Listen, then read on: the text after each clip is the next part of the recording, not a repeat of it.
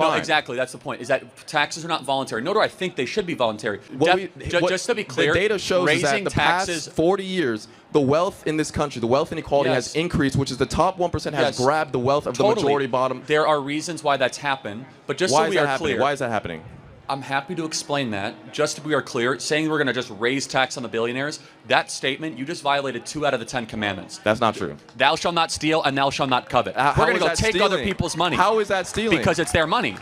We live in a society that is run by taxes. How is that stealing? Well, taxations are a form of theft, definitionally, because it's not the government's money. It is private property that you earn when the government extracts someone it by breaks force. into your house, you call the police. When you have a fire, you call the fireman. When you want to drive, you drive on roads. When you want to mail, you use the U.S. Post Office. These are all taxes. Yeah, we all contribute as a society. Of course. But this is elementary stuff. It's not theft. How do you run a society Well, hold without on. taxes? What happens if you don't pay your taxes?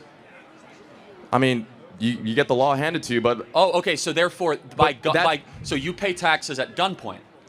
if you break the law, you should pay the fine. No, exactly. That's the point. Is that taxes are not voluntary. Nor do I think they should be voluntary. You just have to be honest and say, yes, at some form, the government has to forcibly take some of your money away. I agree with that.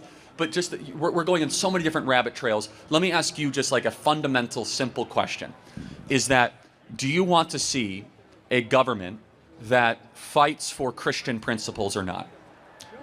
That excludes the rest of the population. If we're not living in a theocracy, no, I want equal representation. And the church doesn't need to have government in order to thrive. In fact, in suffering and humility, the church thrives.